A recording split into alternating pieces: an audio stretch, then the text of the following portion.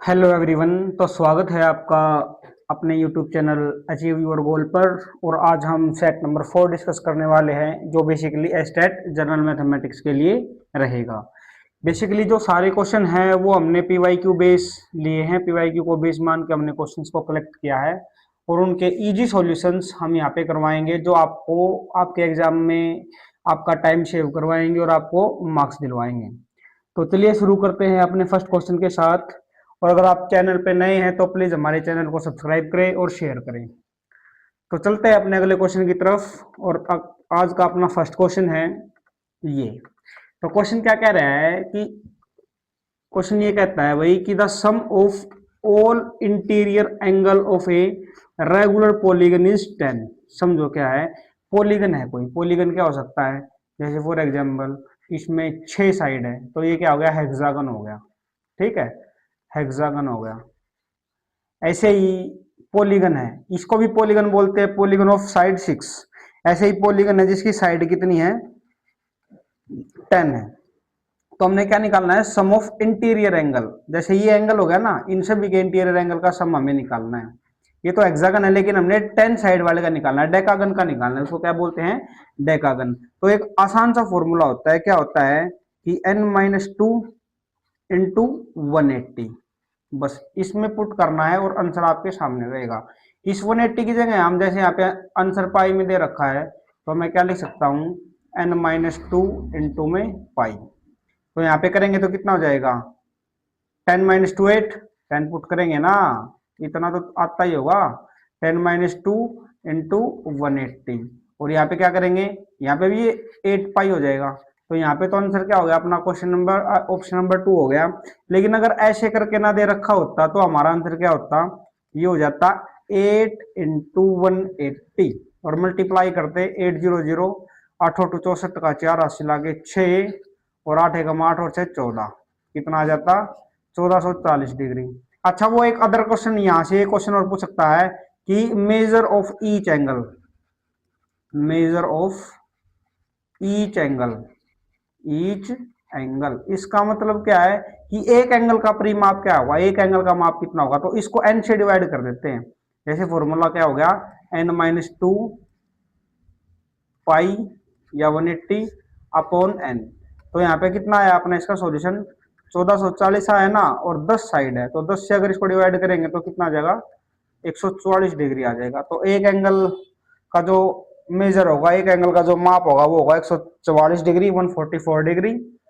And the sum of all angles interior angle is 1440 degree, और we can say that 8 pi. तो I hope easy सा question था, एक फॉर्मूले पे बेस्ड था। ये ये जो फॉर्मूला है, ये इंपॉर्टेंट फॉर्मूला है, इसको याद रख लेंगे भाई, ठीक है, क्योंकि इस पे बेस पीवाईक्यू आते ही आते हैं। तो चलते हैं अपने अगले क्वेश्चन की तरफ। और आज का दूसरा क्वेश्चन ये रहा। ये टाइम एंड डिस्टेंस से लिया गया है। क्या कह रहा है कि a man travel A distance of 80 kilometre. एक आदमी ने क्या किया, 80 किलोमीटर की दूरी तय की। ठीक है, कितने घंटे में, 7 घंटे में दूरी तय की। कुछ तो वो पैदल चला है, कुछ तो किससे चला है, बाय फुट, और कुछ चला है बाय बाईसाइकिल। ठीक है, कुछ साइकिल से चला है और कुछ, इसकी जो स्पीड थी वो थी 8 किलोमीटर पर आवर और इसकी स्पीड थी 16 किलोमीटर पर आवर। ये ऐसा क्वेश्चन में दिया गया है। देखो यहाँ पे दे रखा है 80 किलोमीटर थी, टोटल 7 घंटे लगे। पैदल 8 किलोमीटर पर आवर और बाईसाइकिल से 16 किलोमीटर पर आवर। ठीक है, तो मेरे को एक बात पता है कि जो स्पीड होती है ना, वो क्या होती है, डिस्टेंस अपॉन टाइम होती है।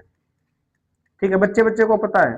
तो यहां से अगर मैं टाइम निकालू, क्या निकालू, टाइम, तो टाइम क्या हो जाएगा, यहां से टाइम हो जाएगा distance upon speed, distance upon speed. ठीक है, और टोटल टाइम है 7 घंटे। ठीक है, टोटल टाइम कितना है, 7 घंटे है। तो यहां से मैं एक बात कहना चाह रहा हूं कि वो कुछ तो पैदल चला है,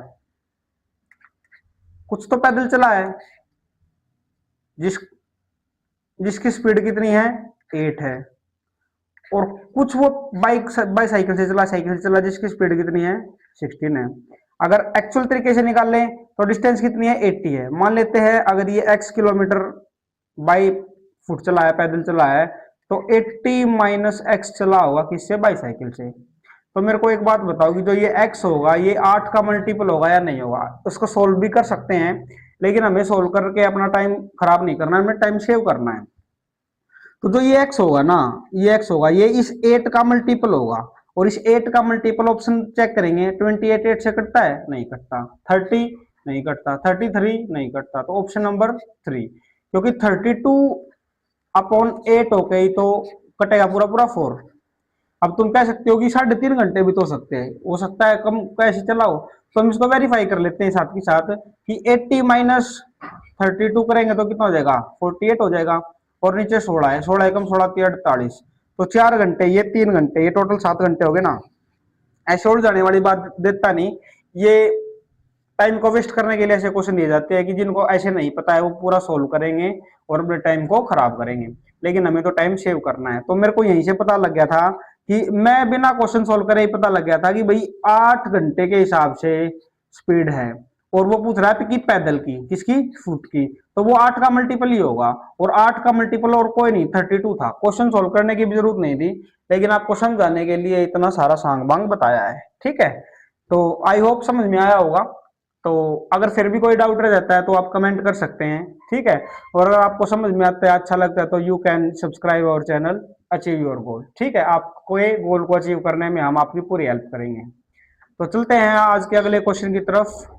और आज का अगला क्वेश्चन ये रहा, क्या कह रहा है क्वेश्चन कि ट्रायंगल से लिया गया है, ज्योमेट्री का क्वेश्चन है कि the ratio of the side and height of equilateral triangle. तो इक्विलेटरल ट्रायंगल क्या होती है, पहले तो ये पता होना चाहिए। जैसे फॉर एग्जांपल अगर मैं यहाँ पे फिगर लेके देखे, अगर मैं एक ट्रायंगल बनाता हूँ, ठीक है, ये मैंने कोई ट्रायंगल बनाई, और इस ट्रायंगल की जो साइड है उसको ए में, ये भी ए है और ये भी ए है और ये भी है, जिस ट्रायंगल की सभी साइड बराबर होती है उसी को क्या बोलते हैं, इक्विलेटरल ट्रायंगल बोलते हैं, ठीक है। अब वो कह रहा है कि यहाँ पे कोई एक हाइट है, क्या है, हाइट, सीधी लाइन नहीं दिख रही, चलो कोई बात नहीं, मैं ऐसे ही बना दूंगा इस पे हाइट तो एक, ठीक है, ये इसकी हाइट है, सॉरी,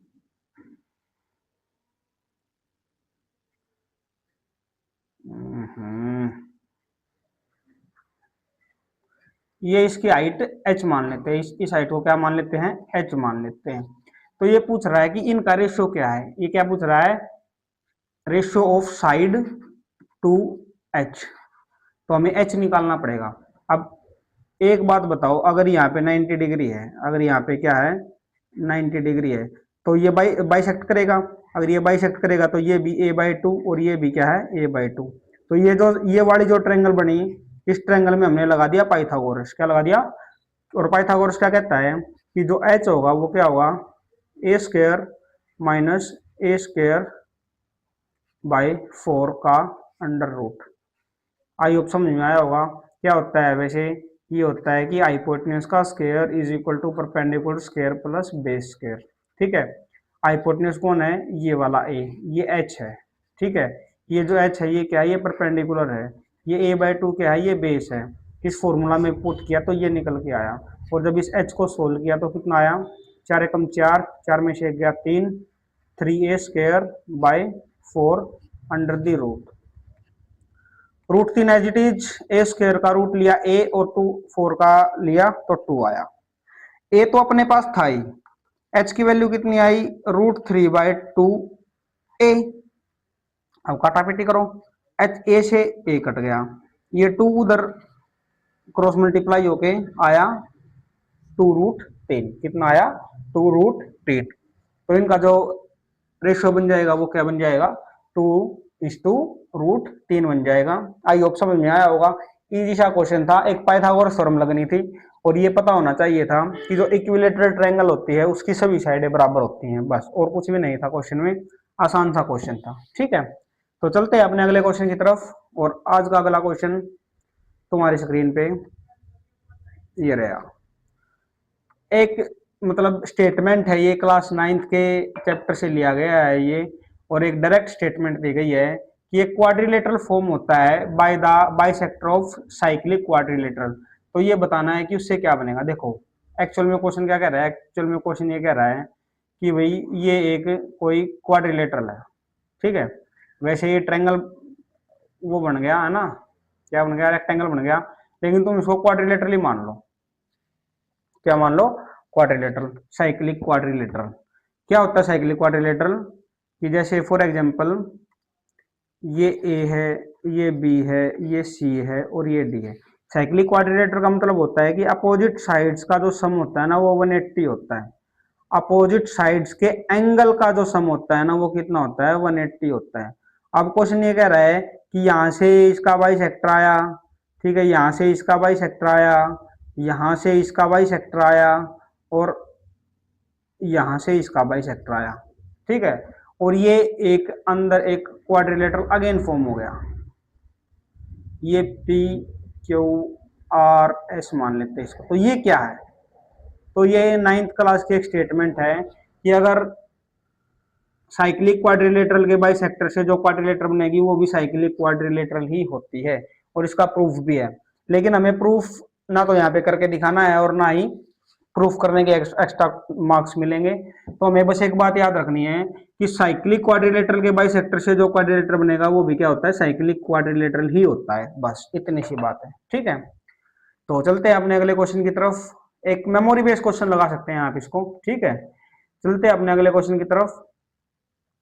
और अगला क्वेश्चन तुम्हारी स्क्रीन पे ट्रिग्नोमेट्री से, ट्रिग्नोमेट्री का ठीक ठाक सा अच्छा क्वेश्चन है। क्या कह रहा है, ये कह रहा है भाई कि जो ten alpha plus sine alpha है वो तो m है, और ten alpha minus sine alpha वो क्या है, n है, और हमें निकालना है एम स्क्र प्लस n। एक बात बताओ, क्या मैं इसको M square minus N square को ऐसे लिख सकता हूँ, m प्लस n इंटू में m माइनस n, ठीक है। A plus B minus A square minus B square का होल स्क्र हमने खोल दिया, और m और n की वैल्यू दे रखी है। तो मैं अगर m प्लस n निकालूं, क्या निकालूं, m प्लस n, तो इन दोनों को जोड़ दूंगा ना, इन दोनों को क्या कर देंगे, जोड़ देंगे। देखो अगर m और n को जोड़ेंगे तो साइन से साइन कट जाएगा, और ten alpha plus tan alpha two tan alpha बचेगा, क्या बचेगा, टू टेन अल्फा, ठीक है। अब मैं निकाल रहा हूं m माइनस एन, क्या निकाल रहा हूं, m minus N. m minus N जब निकालेंगे तो साइन चेंज हो जाएंगे, निकाल के दिखा देता हूं मैं, तुम नहीं तो कंफ्यूज हो जाओगे। m क्या है, tan alpha mine plus sine alpha, n क्या है, n है ten alpha minus sine alpha, हमने किया इनको माइनस, तो ये आया m माइनस एन। तो ये माइनस का हो जाएगा और ये हो जाएगा प्लस का, तो ये तो कट जाएंगे, और ये क्या हो गया, is equal to two sine alpha, ठीक है। m माइनस एन की वैल्यू आई टू साइन अल्फा, और m प्लस एन की वैल्यू आई टू टेन अल्फा। अब ये इक्वेशन 1 है और ये इक्वेशन क्या है, 2। अगर दोनों की मल्टीप्लाई करा दें तो क्या बन जाएगा, वो बन जाएगा M square minus N square. यहाँ देखो भाई, ठीक है, क्या हो जाएगा, देखो टू टू जा 4, tan alpha into sine alpha, tan alpha into sine alpha, ठीक है, ये आंसर हो जाएगा। लेकिन अगर ध्यान से देखेंगे तो ये आंसर गिवन ही नहीं है, लेकिन अगर यहीं पे हमने आंसर लगाना तो यहाँ पे 4 है और यहाँ पे 4 है, ऑप्शन नंबर यही हो जाएगा। लेकिन अगर कहे कोई कि नहीं मेरे को तो एग्जैक्ट निकालना है, तो एग्जैक्ट निकाल लेते हैं, ठीक है।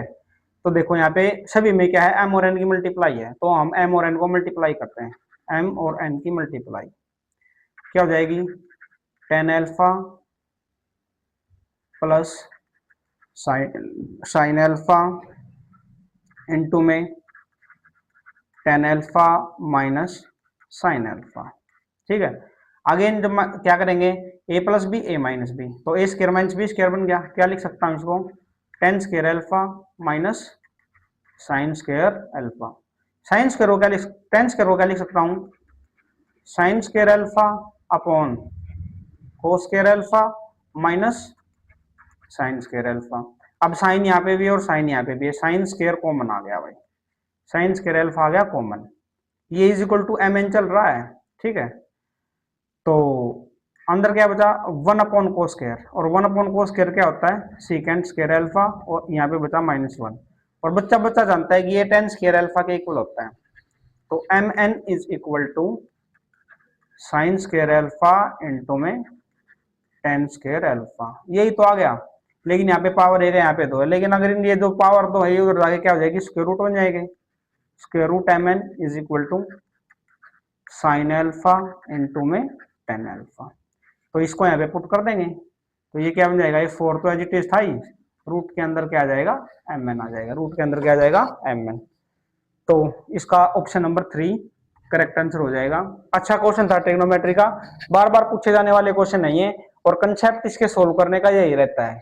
या भी यहाँ पे ten alpha plus sine alpha था, अगली बार हो सकता है कि कोई अनदर कोई भी जो ट्रिग्नोमेट्रिक रेशियो है उनके इक्वेशन बना के पूछ लिया जाए, ठीक है। तो चलते हैं अपने अगले क्वेश्चन की तरफ, और अगला क्वेश्चन है ये इजी सा क्वेश्चन है, एवरेज वाले चैप्टर से लिया गया है। क्या कह रहा है कि the average of two number, ये कह रहा है कि average of two number a plus B का जो एवरेज है वो कितना है, वो है 20। तो यहां से मैं क्या लिख सकता हूं कि a plus B is equal to है 20 नहीं सॉरी 40, टू उधर जाके मल्टीप्लाई हो जाएगा ना, क्या हो जाएगा, मल्टीप्लाई हो जाएगा, तो टू उधर जाके मल्टीप्लाई हो जाएगा 40। अगला क्या कह रहा है कि बी प्लस बी एंड सी का जो एवरेज है वो 19 है, तो ये इक्वेशन 1 मान लेते हैं इसको। तो ये कह रहा है कि b plus C by two is equal to 19, तो ये उधर टू जाके मल्टीप्लाई हो जाएगा, तो b plus C is equal to 38, equation 2। अब अगली इक्वेशन में क्या कह रहा है कि c एंड a इज 21, तो c और a का जो एवरेज है वो है 21। अब टू उधर अगेन मल्टीप्लाई हो जाएगा, तो c plus a is equal to आ जाएगा 42, इक्वेशन नंबर 3। देखो ये ए बी, ये बी सी और ये सी है, इन तीनों को ऐड करो तो देखो ए ये दो बार हो जाएगा, ए प्लस बी प्लस सी, और ऐड करो सभी को राइट हैंड साइड की तरफ भी, तो कितने हो जाएंगे ये, देखो ये दो अगर मैं यहाँ दे दूं तो ये 40 और 40 40 80 और 40 120 हो जाएंगे, और ये टू यहाँ मल्टीप्लाई है, इससे अगर ये कटेगा तो 60 पे कट जाएगा। ए प्लस बी प्लस सी की वैल्यू आई, ए प्लस बी प्लस सी की वैल्यू आ गई 60, और किसकी वैल्यू निकालनी है हमें, ए की निकालनी है। तो बी सी की वैल्यू ऑलरेडी 30 गिवन है, 38 गिवन है, तो ऐड करो इसमें पुट करो सॉरी, 38 इज इक्वल टू 62, और 38 उधर जाके माइनस हो जाएगा, सॉरी 60 है यहाँ पे, 60 माइनस 38 दैट इज 22, तो option number 2, option number 2 is the right answer. Easy सी कैलकुलेशन थी ये, 6-7 क्लास के मैथमेटिक्स से ये क्वेश्चन लिया गया था, उसके बेस पे ये क्वेश्चन था, इजी सा क्वेश्चन था, ठीक है। तो चलते हैं अपने अगले क्वेश्चन की तरफ, और आज का अगला क्वेश्चन ये रहा। ये क्या कह रहा है कि if the cost price of 15 book, 15 वस्तुओं पुस्तकों का क्रय मूल्य है ना जो, वो equal to selling price of 20, ये ऐसे कह रहा है कि 15 का जो सीपी है ना वो 20 के एसपी के बराबर है। सीपी मतलब selling price, sorry cost price, SP मतलब सेलिंग प्राइस। कॉस्ट प्राइस का मतलब हमने कितने में खरीदी, एसपी का मतलब कितने में बेच दी, तो ये बताना है कि हानि कितनी है।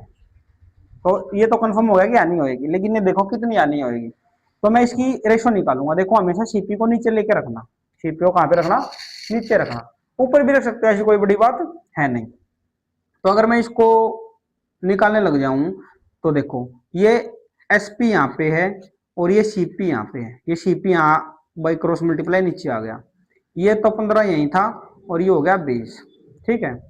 तो काटो, 5 तिये 15 और 5 चौक 20, मतलब सीपी का मतलब होता है कितने में खरीदी। अब वो 4 की चीज थी, ठीक है, और वो 3 में बेच दी, एक का घाटा हो गया, भाई लॉस हो गया ना। मैं कोई चीज 4 की लेके आया और 3 रुपए की बेच दी, 1 रुपए का लॉस हो गया, कितने पे हुआ, 4 पे हुआ, ठीक है। तो 1/4 का मतलब होता है 25%, 1/4 का मतलब होता है 25%, तो उसको लॉस हुआ है 25% का, ठीक है। इजी सा क्वेश्चन था। तो चलते हैं अपने अगले क्वेश्चन की तरफ। अगला क्वेश्चन तुम्हारी स्क्रीन पे सिंप्लीफिकेशन से है, हमें इसको सॉल्व करना है और a बाई बी की वैल्यू निकालनी है। क्या कह रहा है ये कह रहा है कि रूट के अंदर है कुछ 0.05 multiply 0.5 multiply A is equal to, इधर क्या है 0.5 0.5 और रूट के अंदर बी, और हमें वैल्यू निकाली है ए बाई बी की। देखो इधर भी रूट के अंदर ए है, इधर भी रूट के अंदर बी है, तो क्यों ना हम इसको स्क्वायरिंग बोथ साइड कर लेते हैं। क्या कर लेते हैं, इसका स्क्वायर कर लेते हैं दोनों तरफ। यहां भी स्क्वायर कर लिया और यहां भी स्क्वायर कर लिया। यहां स्क्वायर किया तो स्क्वायर से रूट कट गया, केवल बचा 0.05 0.5 एंड ए। इधर बी का स्क्वायर हो गया 0.25 0.25 एंड इधर हो गया बी। ए बाई बी निकालना है तो बी को इस तरफ लिया है बाई क्रॉस मल्टीप्लाई, और इस सभी चीज को लिया है इधर इसके नीचे। तो 0.25 मल्टीप्लाई 0.25 एंड अपॉन आ गया 0.05 एंड 0.5। अब काटा पीटी करो, देखो इस पॉइंट से इस पॉइंट, ये दोनों पॉइंट बराबर है ना, कट गए, 5 से 5 बार कट गया। यहाँ 2 पॉइंट है, नीचे 100 आ गया, यहाँ पे 1 पॉइंट है, ऊपर 0 चला गया, 1 0 से 1 0 कट गया, और 5 एकम और 5 5 25। तो 5 की और 5 से मल्टीप्लाई करिए तो कितना हो गया 25। तो जब इस 5 की और 5 की मल्टीप्लाई की जाएगी तो 25, और नीचे ये एक 10 बचा हुआ है, तो कितना हो गया 2.5। तो 2.5 कहाँ पे है, तो 2.5 इज ऑप्शन नंबर 4। तो इस क्वेश्चन का option number 4 is the correct answer. तो चलते हैं अपने अगले क्वेश्चन की तरफ। और आज का अगला क्वेश्चन क्या कह रहा है भाई, ये कह रहा है कि x% of y is 100। x% of y is equal to कितना है 100। इसका मतलब पता है, इसका मतलब ये है कि X Y upon 100 is equal to 100 है। इसका मतलब ये है, ठीक है। दूसरी लाइन क्या है कि y% ऑफ z, क्या है y% of z is equal to 200। मतलब y z upon 100 is equal to 200। Equation number 2। हमने क्या निकालना है, x और z के बीच में रिलेशन निकालना है। देखो x तो यहाँ पे है और z यहाँ पे है, तो दोनों को डिवाइड कर दो, दोनों क्या कर दो डिवाइड। जब दोनों को डिवाइड किया तो क्या आया एक्स वाई अपॉन 100, ये रेसिप्रोकल हो जाएगा, ये क्या हो जाएगा रेसिप्रोकल, 100 ऊपर चला जाएगा और वाई जेड नीचे रह जाएगा, इज इक्वल टू 200 की 100 से मल्टीप्लाई 100 मल्टीप्लाई 200। ठीक है, देखो तो 100 से 100 कट गया, इस y से ये y कट गया, और सॉरी डिवाइड किया था ना, तो ये डिवाइड में आएगा भाई, डिवाइड किया था ये। ठीक है, तो क्या आ गया x upon Z is equal to 0 से 0 कट गई 1/2। तो हमने क्या निकालना है, z है ना एक तरफ, तो z को एक तरफ लगाएंगे,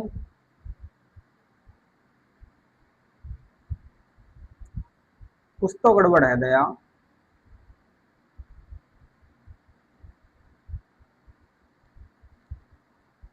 तो z उधर चला जाएगा और ये 2 उधर चला जाएगा, z is equal to 2x, z is equal to 2x। Option number 3 is the correct answer. Option number 3 is the correct answer of this question. ठीक है, तो चलते हैं अपने अगले क्वेश्चन की तरफ। और आज का जो अगला क्वेश्चन है वो क्या कह रहा है भाई, ये कह रहा है कि how many years will a sum become 27 time. भाई एक राशि 7 वर्षों में चक्रवर्ती ब्याज की दर से 3 गुना हो जाती है। समझाई कि 7 साल में भी हो जाती है 3 गुना, मतलब 3p हो जाती है, ये मान के चलो 7 साल में। तो 14 साल में कितनी हो जाएगी 3p, दो मल्टीप्लायर 2 हो गया ना, तो यहाँ पे स्क्वायर में 2 जाएगा, 9 टाइम हो जाएगी। कितने टाइम हो जाएगी 9 टाइम्स। ठीक है, 3 का होएगा बस, 3 का 1 3 की 2, और 21 साल में मतलब अगली पावर 3 ही तो बनेगी, तो 3 की पावर 3 करेंगे तो कितनी होगी 27 टाइम। और ये हमें बताना है, ये कह रहा है कि 27 times when it triples itself in 7 year. 7 साल में हो रही है 3 गुना, देखो 7 साल में हो रही है 3 गुना। ठीक है, तो 14 साल में कितनी हो जाएगी 3 की पावर 2। ठीक है, अगले 7 साल में मतलब 21 साल में कितनी हो जाएगी, 3 की पावर 3। तो 3 3 30 27, इसके बारे में पूछ रहा था। और कितने साल हो गए, 21 साल हो गए। आसान सा कॉमन सेंस बेस्ड क्वेश्चन था। फॉर्मूले लगाओगे तो यहाँ पे बहुत टाइम लग जाएगा। ये बस एक कॉमन सेंस के बेस के ऊपर क्वेश्चन था ये, ठीक है। तो ये आज का लास्ट क्वेश्चन था। आई होप आपको समझ में आया होगा। बहुत ही इंपॉर्टेंट और इजी वे से करवाए गए क्वेश्चन थे, जो आपके एस्टेट एग्जाम में आपकी जो प्रिपरेशन है उसको थोड़ा सा अच्छा करेंगे। तो अगर आपको अच्छा लगता है, आपको समझ में आता है, तो प्लीज लाइक शेयर और सब्सक्राइब करें हमारे यूट्यूब चैनल को। और अगली वीडियो के लिए बने रहें। तब तक के लिए मिलते हैं। Thank you and have a nice day.